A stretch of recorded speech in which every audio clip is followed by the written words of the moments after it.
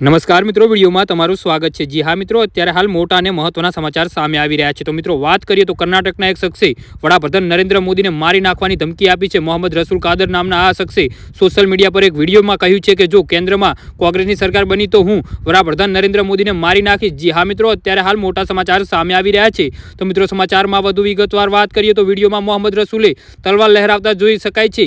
આ મામલે તેની સામે એફઆઈઆર નોંધવામાં આવી છે। આ અંગે પોલીસ પાસેથી પ્રાપ્ત માહિતી અનુસાર યાદગીરીના સુરપુર પોલીસ સ્ટેશનમાં મોહમ્મદ રસુલ કાદર વિરુદ્ધ ફરિયાદ નોંધાવવામાં આવી છે।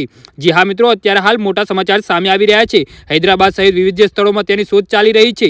તમને જણાવી દઈએ કે મોહમ્મદ રસુલ કાદરે પોતાના ફેસબુક એકાઉન્ટ પરથી આ વિડીયો પોસ્ટ કર્યો હતો। મળતી માહિતી મુજબ તે હૈદરાબાદનો રહેવાસી છે।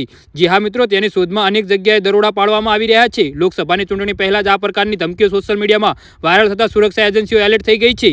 જી હા મિત્રો, તો આના વિશે તમારું શું કહેવું છે તો નીચે મારી કોમેન્ટ બોક્સમાં જરૂરથી જણાવજો અને અમારી યુટ્યુબ ચેનલને સબસ્ક્રાઇબ કરવાનું ભૂલતા નહીં। વિડીયો પૂરો જોવા બદલ તમારો ખૂબ ખૂબ આભાર।